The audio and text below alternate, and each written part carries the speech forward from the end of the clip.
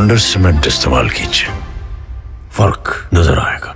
नमस्कार, मैं हूं रविंद्र जैन और आप देखना शुरू कर चुके हैं सबकी खबर। मध्य प्रदेश के नेशनल पार्क बांधवगढ़ में 10 हाथियों की मौत के बाद अब मध्य प्रदेश के रिटायर आईएफएस ऑफिसर आजा सिंह डवास ने एक बड़ा सा पत्र मध्य प्रदेश के मुख्य सचिव को लिखा है। उन्होंने तमाम सारी बातें उस पत्र में लिखी हैं, लेकिन एक बड़ी बात उन्होंने लिखी है कि पिछले 10 साल में वन विभाग में जिस तरह लेन देन करके तबादले पोस्टिंग होती रही है उसकी जांच जरूरी है। डवास साहब ने अपने पत्र में अनुराग जैन जो मध्य प्रदेश के मुख्य सचिव हैं उनसे अनुरोध किया है कि आप यदि मध्य प्रदेश फॉरेस्ट डिपार्टमेंट के ट्रांसफर वर्ग की जांच करा लेंगे तो आपको पता चल जाएगा कि मध्य प्रदेश में जंगली जानवर क्यों असुरक्षित है। हाथियों की मौत के बारे में भी हम उनसे बात करेंगे। आज हमने आजा सिंह जी डवास जो मध्य प्रदेश में 1985 बैच के आईएफएस ऑफिसर हैं उनको आमंत्रित किया है और उनसे समझते हैं कि हाथियों की मौत का फॉरेस्ट डिपार्टमेंट में ट्रांसफर पोस्टिंग से क्या ताल्लुक है। दूसरा, मध्य प्रदेश के जो वन्य जीव हैं, आपने देखा करीब 93 बाघ पिछले 3 साल में मारे गए हैं और एक बड़ी संख्या इसको माना जा रहा है क्योंकि अपने जीवन का एक बड़ा हिस्सा वन विभाग में बिताने वाले आजा सिंह जी डवास आज मेरे स्टूडियो में। हम उनसे समझते हैं कि हमें जो टाइगर स्टेट का जो दर्जा मिला हुआ है क्या वो कभी खतरे में तो नहीं पड़ेगा। दूसरा, हमारे जो हाथी असुरक्षित है, जिस तरह हाथियों को कथित रूप से जहर दे के मारा गया है, एक कितनी गंभीर घटना है मध्य प्रदेश को लेके। आजा सिंह जी, आपका बहुत बहुत स्वागत है। आपने जो पत्र लिखा है मैंने वो पूरा पत्र पढ़ा है। आपने मध्य प्रदेश के मुख्यमंत्री को नहीं लिखा, आपने हालांकि उसकी कॉपी दी है। आपने मध्य प्रदेश के वन मंत्री को नहीं लिखा, आपने पत्र लिखा है सीधा सीधा मुख्य सचिव को। और निश्चित तौर पर मुख्य सचिव मध्य प्रदेश में प्रशासनिक मुखिया भी होते हैं। पत्र में आपने एक बात कही है कि हाथियों की मौत के असली तक पहुंचना है, जड़ तक पहुंचना है तो आपको मध्य प्रदेश फॉरेस्ट डिपार्टमेंट में ट्रांसफर पोस्टिंग की जांच कराई जाए। ये मामला क्या है? ये मामला इस तरह से जुड़ता है कि हाथी की जो मौत है उसके लिए जगह जगह जो है वो सैंपल्स भेजे गए हैं। विसरा रिपोर्ट्स 1-2 रिपोर्ट आ गई हैं, एक आध रिपोर्ट शायद आज भी मुझे मालूम पड़ा 1-2 रिपोर्ट आज भी आई हैं, 1-2 रिपोर्ट और भी आनी है। कोई कंक्लूसिव एविडेंस अभी तक ये सामने नहीं आया है कि उसकी मौत का कारण क्या है। मोटा मोटा ये माना जा रहा है कि विसरा में जो जहर मिला है वो कोदो नाम की फसल से जो फंगस से जो पैदा हुआ है वही है, लेकिन विशेषज्ञ अभी एक मत नहीं हुए हैं। 1-2 रोज़ में आपके सामने पिक्चर आ जाएगा कि इसका एक्चुअल कारण क्या है। जहाँ तक मैंने इस चीज़ को ट्रांसफ़र से लिंक किया है उसका सीधा सीधा मतलब ये है कि वन विभाग में पिछले 10 साल, बल्कि अब 11 हो गए, 1 साल इस गवर्नमेंट का भी हो गया है, पिछले 11 साल से भ्रष्टाचार का तांडव मच रहा है ट्रांसफ़र पोस्टिंग में। उससे होता क्या है, जो गलत अधिकारी है वो सही जगह पदस्थ हो जाता है और जब आप गलत व्यक्ति को सही जगह रख देंगे तो रिज़ल्ट ऐसे ही आएंगे जैसे अभी कभी हाथी की मौत के रूप में दिखेगा, कभी आपने अपने इंटरव्यू में बोला कि साहब इतने टाइगर्स मर गए बांधवगढ़ में, उसके रूप में मिलेगा, कभी जंगलों की बर्बादी के रूप में मिलेगा। जब हैबिटेट का विनाश होगा तो वन्य प्राणी सुरक्षित रह ही नहीं सकते। अगर वन सुरक्षित नहीं है तो वन्य प्राणी सुरक्षित नहीं रह सकते। तो वनों की सुरक्षा प्राइमरी रिक्वायरमेंट है, रिक्विजिट है, फर्स्ट रिक्विजिट है कि हमारे अगर वन सुरक्षित है तो वन्य प्राणी सुरक्षित है। उनको सुरक्षा कौन करेगा? अधिकारी करेंगे। अब जिस अधिकारी के रहते, बल्कि वो वहाँ से आ गए थे, एक महीना भर भी हुआ होगा, शायद महीना 20 दिन, ये गौरव चौधरी करके एक अधिकारी थे, उत्तर शहडोल में वो 3 साल रहे। वहाँ से उनका ट्रांसफ़र हुआ वन संरक्षक फील्ड डायरेक्टर बांधवगढ़। वो वहाँ आना ही नहीं चाहते थे क्योंकि वहाँ शहडोल में, उत्तर शहडोल में वो धंधा कर रहे थे, वो पैसा जमा रहे थे, लाखों करोड़ों रुपए की लूट मचा रहे थे, इसलिए वो आना ही नहीं चाहते थे। जब प्रेशर गया, इवन भारत सरकार तक का इंटरवेंशन हुआ, जो मेरी जानकारी है, खुद केंद्रीय वन मंत्री का दखल इसमें आया। फिर यहाँ से जब प्रेशर हुआ तो तब उन्होंने वो प्रभार छोड़ा। फिर वो दोनों रखना चाहते थे, वो उत्तर वन मंडल शहडोल का भी प्रभार में रहना चाहते थे और बांधवगढ़ के प्रभार में भी रहना चाहते थे। इस कदर का जो है विभाग में माहौल चल रहा है। ये कौन सा तरीका है? जब आपका ट्रांसफ़र हो गया, आपको सीधे सीधे चाहिए, आप रिलीव होइए और अपनी नेक्स्ट पोस्टिंग में जाइए। लेकिन बांधवगढ़ में उतना पैसा नहीं है तो आप नहीं आना चाहते।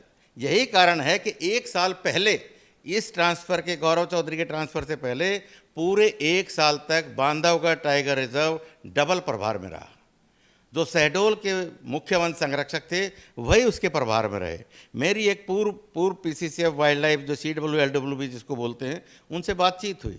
उन्होंने मुझसे कहा कि डबाज साहब, जब हम थे पार्क में डायरेक्टर थे तो 15-15 रात, महीने में 15-15 रात नाइट गश्ती हम करते थे। अब जब डबल प्रभार का व्यक्ति है तो वो 15 दिन का आप कैसे अपेक्षा कर सकते हैं वो रात्रि का अपना दूसरा व्रत का काम छोड़ के आपके टाइगर रिजर्व में घूमेगा? संभव ही नहीं है। नवाज साहब, आप बहुत सीनियर IAS ऑफिसर रहे हैं और गौरव चौधरी आपके बहुत जूनियर होंगे मेरे ख्याल है, जहाँ तक मैं समझ पा रहा हूँ।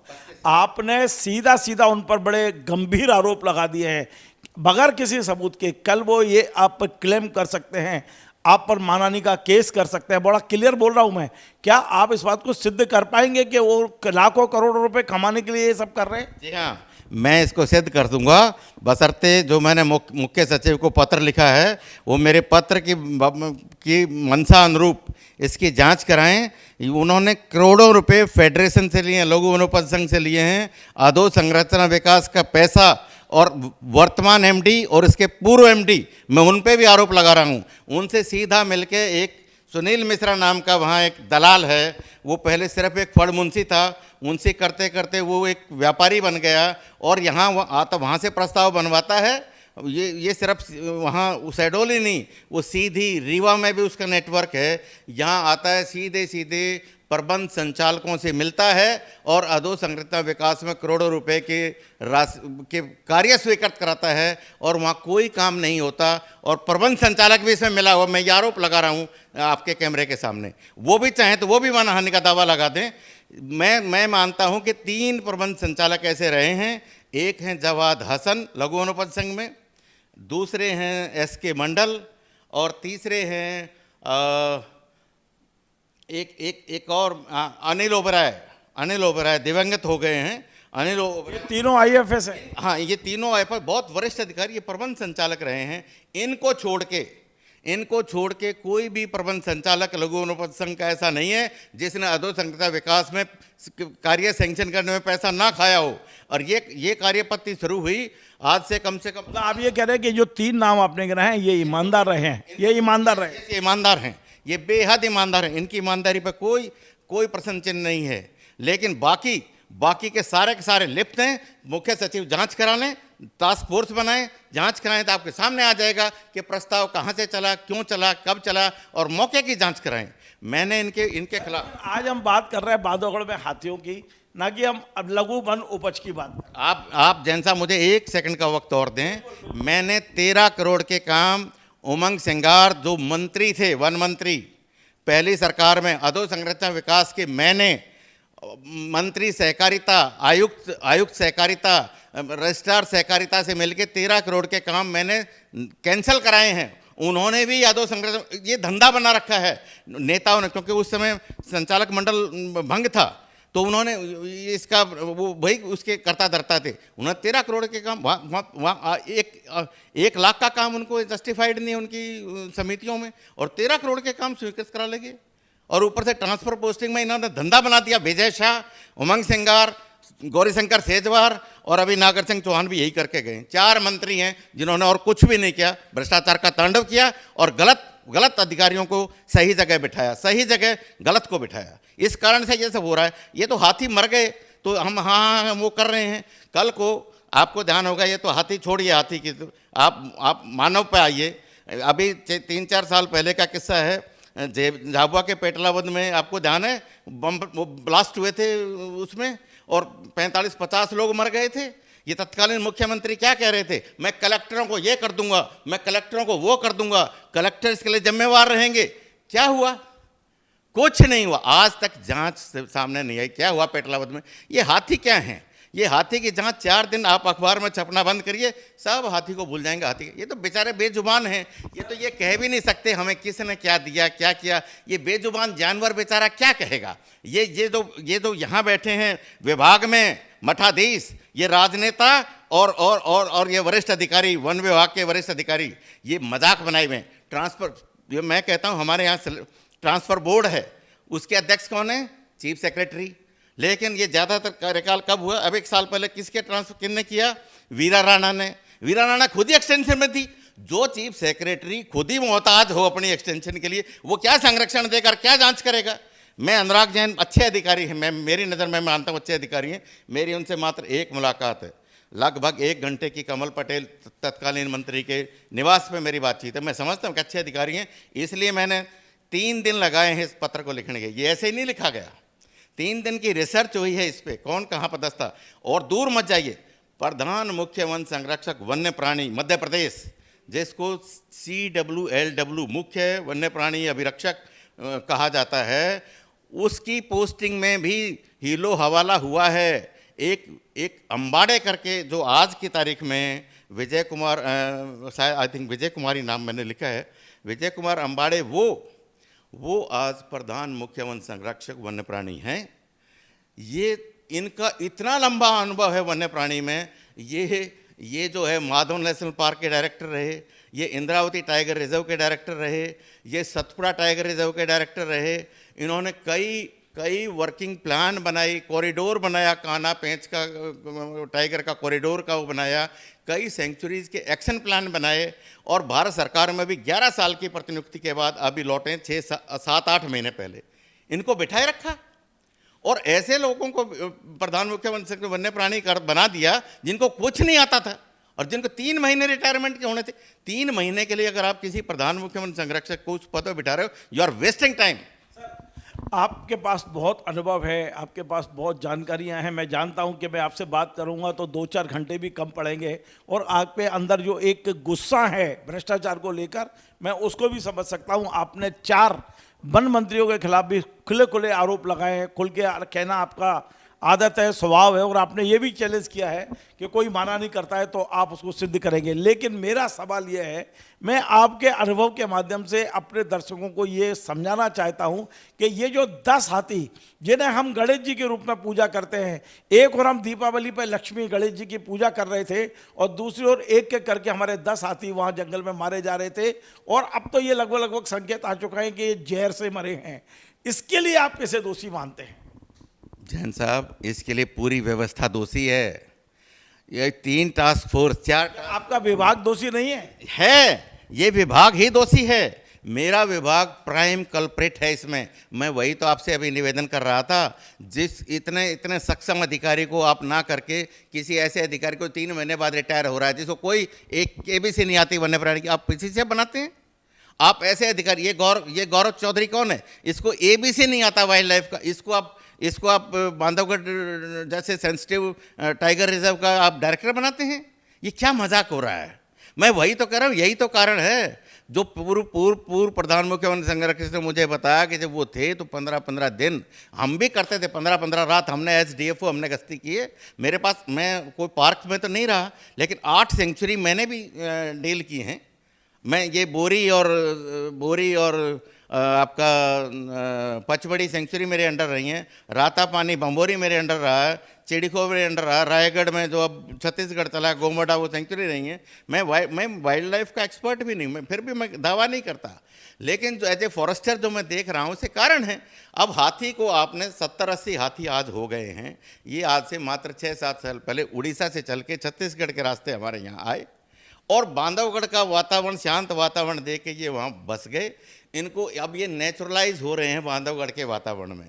इससे पहले 21 में तत्कालीन प्रधान मुख्य वन संरक्षक वन्य प्राणी ने एक समिति बनाई थी, जिसमें केरला के प्रोफेसर सुकुमार आए थे। वो हाथी के एक्सपर्ट थे।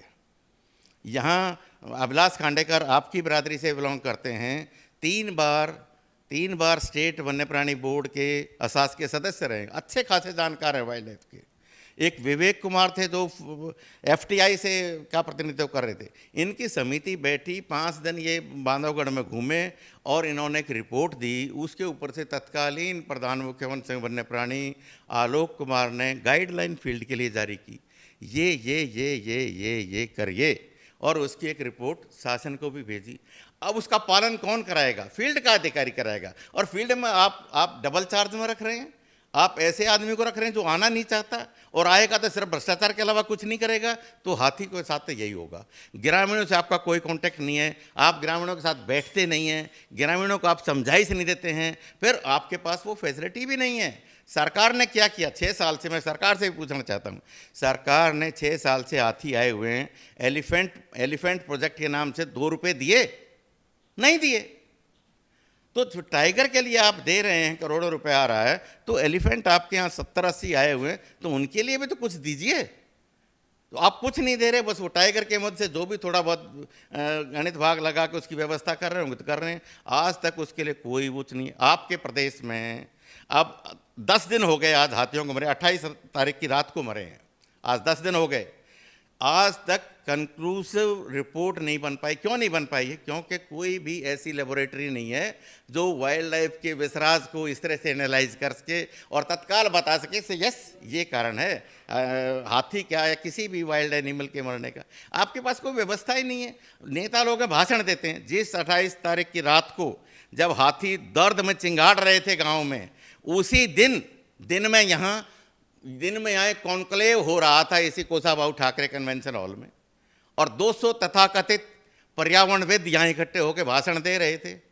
और माननीय मुख्यमंत्री भी आए और बोले हम नर्मदा को साफ कर देंगे, नदियों को ये कर देंगे, खनन को रोक देंगे। पहले मुख्यमंत्री भी यही बोलते थे। शिवराज सिंह जी इतना बोलते थे, क्या किया? पूरी नदियां खुदवा डाली, पूरा पर्यावरण का नाश कर डाला। मैं कहता हूं और तो और जिस बुधनी विधानसभा को रिप्रेजेंट करते थे वहां जंगल कटवा डाले और पट्टे बंटवा डाले, हजारों पट्टे। ट्राइबल राइट्स एक्ट में शिवराज सिंह चौहान ने आज जांच हो जाए, सरकार आज जांच करा दे, पूरे अवैध पट्टे बटे हुए, वन अधिकार पत्र अवैध रूप से बटे हुए। मैंने कितने ही पत्र लिखे सरकार में, किसी के कान पे जू नहीं रेंगती। हाँ लिखता रहता है, डबास का क्या है तो लिखता रहता है। ऐसा नहीं चलेगा। अब मैं इस मामले को लोकायुक्त EOW हर जगह जाऊं, जिस ट्रांसफर पोस्टिंग के बाद मैं जाऊंगा और ये 3 मंत्री आए और बताएं इनने क्या किया। ये रिकॉर्ड बोलेगा कि किस तरह से इन्होंने 2-2 महीने में, 4-4 महीने में, 6-6 महीने में लोकायुक्त किसके खिलाफ जा रहे हैं? क्या मंत्रियों के खिलाफ, विभाग के जाएंगे? विभाग के अधिकारियों के खिलाफ भी जाएंगे। क्यों नहीं जाएंगे? जो भी जिम्मेवार है ये आपको उम्मीद है कि मध्य प्रदेश का लोकायुक्त आपको न्याय दे देगा? मैं अपनी ड्यूटी तो करूंगा, उसका भी मैं बता देता हूं। लोकायुक्त की कम से कम 400 अनुमतियां प्रोसिक्यूशन के लिए यहां पड़ी हुई हैं। सरकार प्रोसिक्यूशन की अनुमति नहीं दे रही।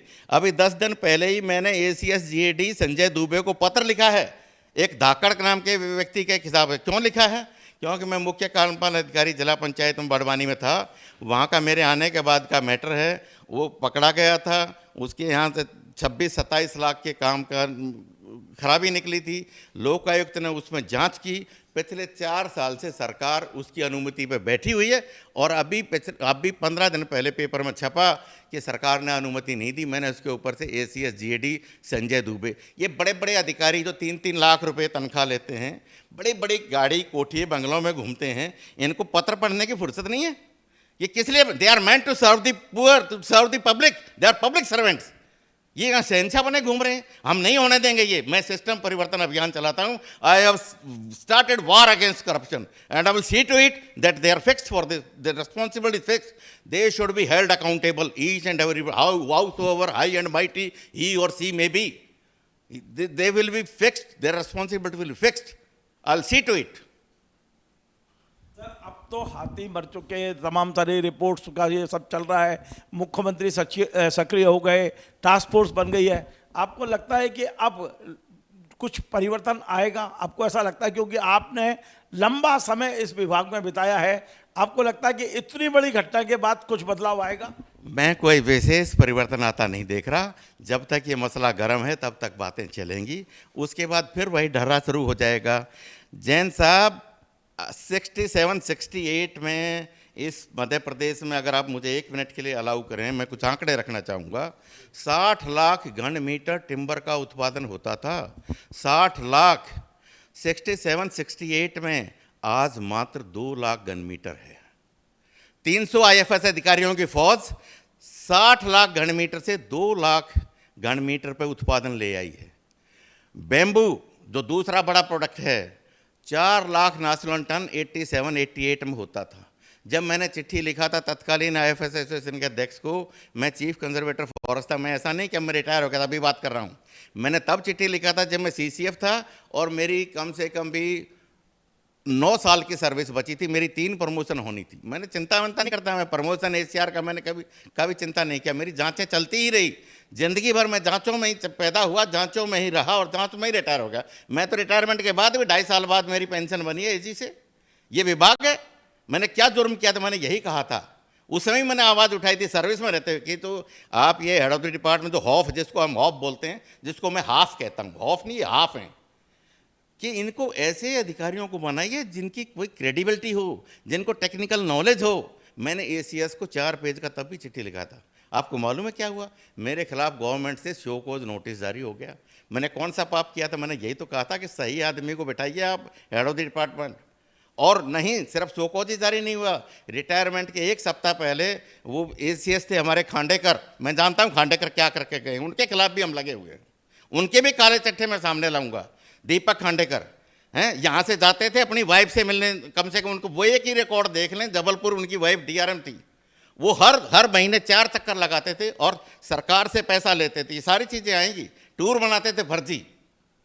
दूसरी चीज़ डॉक्यूमेंटेड प्रूफ है। और क्या कर दिया, रिटायरमेंट के पहले उनको मेरा जवाब भी रास नहीं आया, हाँ करते रहे। और आखिर में जाने से पहले 1 सप्ताह पहले मेरी डिपार्टमेंटल इंक्वायरी के ऑर्डर कर दिए।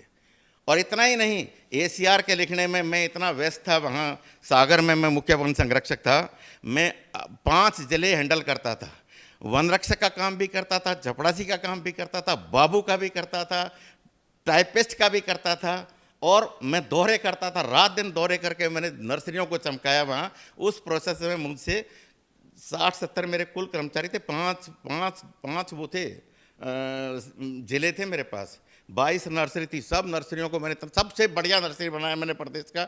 मेरे से ये चूक हो गई इस भागा दौड़ी में, ना तो मैं अपनी डायरी दे पाया, मैंने बाद में अपनी डायरी दी। आज भी 3-4 लाख रुपए मैं सरकार से लेने हैं, वो मेरी डायरी उन्होंने फाइल तो कर दी, लेकिन मेरे को ये नहीं दिया कि आपने लेट सबमिट किए। और एसीआर लेट हो गई कुछ कर्मचारियों की, मेरे खिलाफ फिर से उन्होंने शो कॉज जारी करवा दिया इस विभाग ने मिलके, और उसका जवाब दिया, मान्य नहीं किया, हाँ करके उसका भी 1 सप्ताह पहले उसका भी डिपार्टमेंटल इंक्वायरी कर दिया। लेकिन कुछ नहीं हुआ। पीसीसीएफ के जिस आदेश से मेरी एसीआर को सुनने किया गया था, अल्टीमेटली मेरे रिप्रेजेंटेशन गवर्नमेंट ने माना और पीसीसीएफ का वो आदेश निरस्त हुआ।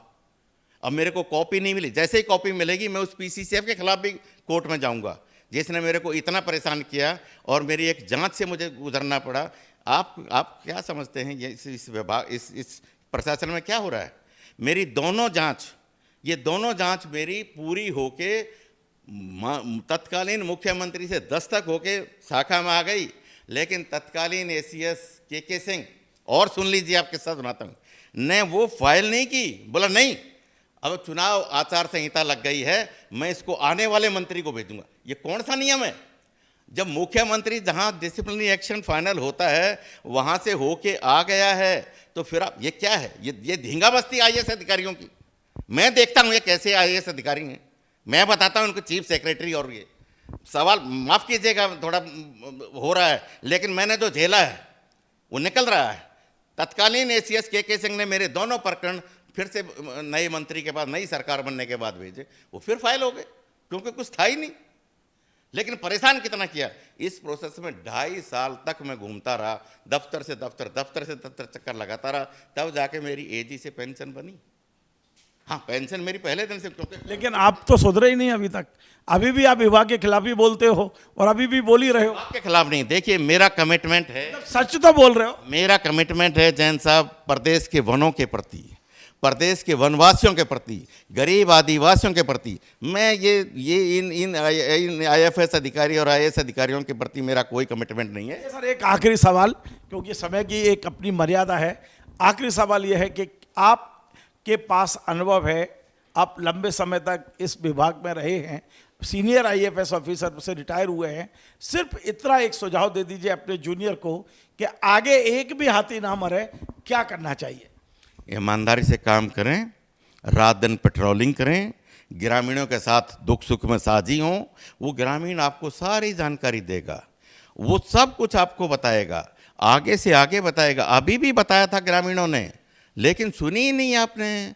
अगले दिन दोपहर तक वो आप वहाँ पहुँचे, तब तक जहर फैल चुका था और रात तक ट्रीटमेंट उनको नहीं मिला, क्योंकि वेटनरी का स्टाफ आपके साथ नहीं था। जब आप अपना काम ठीक से नहीं करेंगे तो हाथी मरे हैं और मरते रहेंगे। सर, एक और छोटा सा सवाल ये भी है कि जो हाथी मरे हैं तो उसकी क्या वाकई मतलब ये जो उसके बाद में करीब बता रहे हैं कि 28 या 29 हाथी और वहाँ घूम रहे हैं, उन्होंने एक अटैक भी किया है बदले की भावना से। क्या वहाँ हाथी कोई बड़ी वारदात को अंजाम दे सकते हैं? क्योंकि हाथी के स्वभाव को हम नहीं जानते हैं। आपने बहुत देखा है, आप जंगल विभाग में रहे हैं, आपने स्टडी किया है, पढ़ा है, आपको लगता है कि वहाँ और कोई बड़ी वारदात हो सकती है? क्योंकि हाथी बहुत पारिवारिक है, समझदार है और वो बदला लेना जानता है। नहीं, इस बात से इनकार नहीं किया जा सकता, कोई अनहोनी हो सकती है, लेकिन वो होगी तभी जब ग्रामीण उनके साथ कोई छेड़छाड़ करेंगे। देखिए ना, जंगली जो हाथी मरे हैं उसका बदले की बात कर रहा हूँ। यस, मैं उसी की बात कर रहा हूँ। उसका बदला भी लेने की वो कोशिश कर सकते हैं, लेकिन अगर गांव के लोग उनको छेड़छाड़ उनके साथ नहीं करेंगे और उनकी प्रॉपर मॉनिटरिंग अगर विभाग करेगा, तो वो 3 बचे हैं उस झुंड के जिस फ्लॉक में से आती। 3 तो उनके बचे हैं, लेकिन 28 और हैं। नहीं, 28 नहीं, उसके अलावा 50-60 और बताते हैं। 70-80 टोटल बांधवगढ़ में हाथी बताते हैं, 50-60 के आसपास और हैं। कई झुंड में हाथी घूम रहे हैं। तो उनका यही है कि भाई उनकी प्रॉपर मॉनिटरिंग हो, प्रॉपर पेट्रोलिंग हो, ग्रामीणों को समझाइश दी जाए, और जिनका दुखद जो हत्या हुई है, जो इस प्रोसेस में हो जाते हैं। मैंने अखबार में ही पढ़ा है कि पहले 8 लाख रुपए देते थे, अब 25 लाख कर दिए। ये पॉलिटिशियन को शूट करता है कि 25 लाख रुपए दे दो, ग्रामीणों से वाह वाह कर लो, वोट ले लो। अब हाथी तो वोट डालता नहीं है। जब हाथी वोट डालता नहीं, ना कोई दूसरा वन्य प्राणी वोट डालता नहीं, पेड़ पौधे वोट डालते नहीं, तो इनकी कुछ नहीं पड़े। इनके सिर्फ भाषणों के लिए हैं।